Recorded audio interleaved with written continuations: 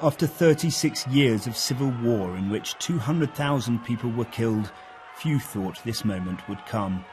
The former military leader of Guatemala, Rios Montt, in court to hear his sentence on charges of genocide and crimes against humanity. In court too, some of the thousands of victims, members of the Ixchil ethnic group, who day after day had testified over the rape, torture and murder the military had inflicted on them and their families during Rios Montt's time in power. I know this doesn't erase the pain, but it guarantees that the atrocities committed by the Guatemalan army won't be repeated. My brother can finally rest in peace, and that thug will finally go to prison. And that means a lot in this country where there's so much impunity.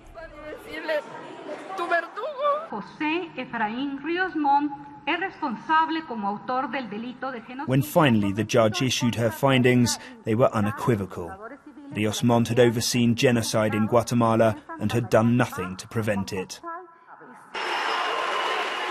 To cheers from the human rights campaigners in court, Judge Barrios sentenced the former military leader to 80 years in prison, 50 for genocide, 30 for crimes against humanity. Hunger, systematic rape and forced displacements had all been used as tools of war against the Ixchil people, she said, for whom merely being a member of the indigenous group was a mortal offence.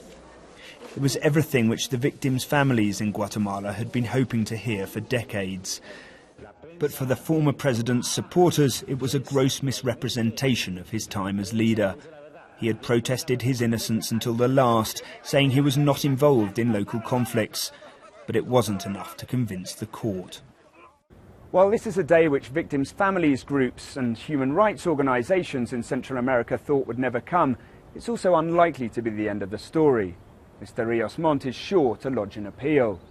That said, the prosecution will do everything in their power to make sure he spends the rest of his life behind bars. Will Grant, BBC News, Mexico City.